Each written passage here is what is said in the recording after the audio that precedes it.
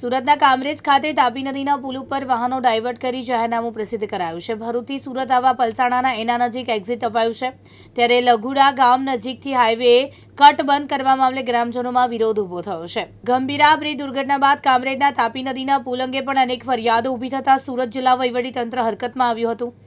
ગતરોજ કામરેજના તાપી નદી પરથી પસાર થતા વાહન વ્યવહારને ડાયવર્ટ કરવા માટે જાહેરનામું પ્રસિદ્ધ કરાયું છે।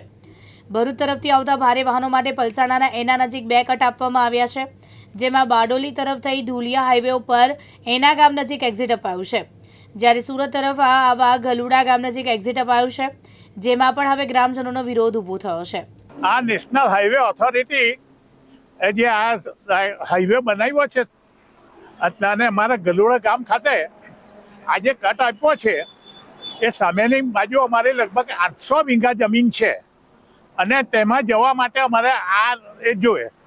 હવે આ હાઈવે ઓથોરિટી આ કટ બંધ કરવા માંગે છે, તો તેને બદલે અમારે એવું કહેવું છે કે અમને કાં વૈકલ્પિક વ્યવસ્થા આપો, સર્વિસ રોડ આપો અને ગમે તે વ્યવસ્થા કરો, પણ આ કટ અમે બંધ કરવા દેવાના નથી।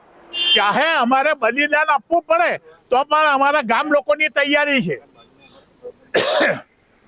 એક તરફ રાજ્યના ગૃહમંત્રી એમ કહે છે કે રોડ ઉપર જે કોઈ રોંગ સાઈડ જતું હોય તો તેને પકડીને જેલમાં પૂરો, તો અમારે શું રોજ જેલ ભરવા જવાની?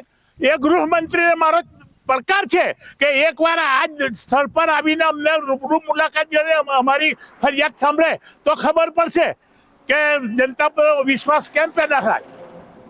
આ મારી ખુલ્લી ચેલેન્જ છે કે એકવાર ગલુડા ગામે આવો અને પછી બધું હાઈવે ઓથોરિટીના અધિકારીઓને લાવો અને પછી અમારી વેદના તમે સાંભળો।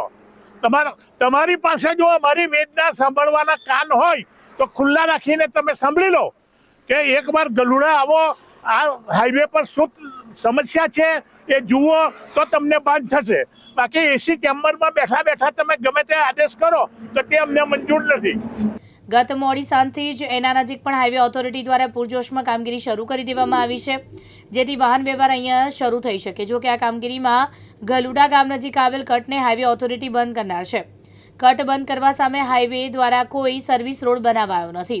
અમારે આ રસ્તા બાબતનો પ્રોબ્લેમ હતો। અમારે આ બાજુ સાઈડ અમારું ગામ છે, સામે અમારી 800 થી 1000 વીઘા જમીન આવી છે। અમારે દરરોજ ખેત મજૂર સાથે જવાનું હોય।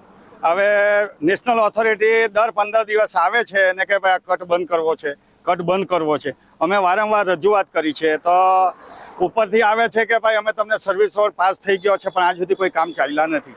ને હવે અત્યારે પેલો કામરેજના પુલનું કંઈક તૂટ્યો છે અને એ થયું છે, એટલે એ લોકો એક્સપ્રેસ હાઈવે સ્ટાર્ટ કરવાના છે કીમથી એના સુધી, તો એ બધો ટ્રાફિક ગલુડા ગામ થઈને જવાનો છે। તો અત્યારે એ લોકો એવું કહે છે કે ભાઈ આપણે આ કટ બંધ કરવો પડશે, તો બંધ કરી દઉં તો અમારે જવું ક્યાંથી? અમારે દરરોજ ખેત મજૂર લઈને જવું સામેની સાઈડે, તો અમારે કઈ રીતે જવું? અમને કોઈક એક સર્વિસ રસ્તો આપો, કોઈક વૈકલ્પિક રસ્તો કરી આપો કે અમે સામેની સાઈડે જઈ શકીએ।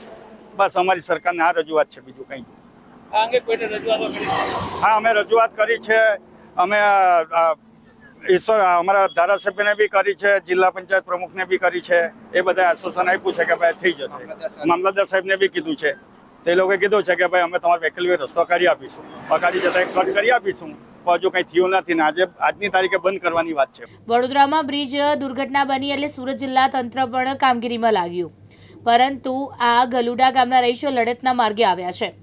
ગલુડા ગામમાં હજારો હેક્ટરમાં ખેડૂતો જમીન આવેલી છે, જેથી રોજિંદા મજૂરો અને ખેડૂતોની અવરજવર રહેતી હોય છે। જ્યારે કટ બંધ હોય તો વિરુદ્ધ દિશામાં ખેડૂતોએ અવરજવર કરવી પડે છે, અને રાજ્યના ગૃહમંત્રી કહે છે કે રોંગ સાઈડ આવતા ચાલકોને જેલમાં પૂરો, તો શું ખેડૂતોને કટ બંધ થતાં દરરોજ રોંગ સાઈડ જવાથી અકસ્માતનું જોખમ પણ રહે છે, જેથી હવે સર્વિસ રોડ નહીં બને ત્યાં સુધી કટ બંધ નહીં કરવા ગ્રામજનો માંગ કરી રહ્યા છે।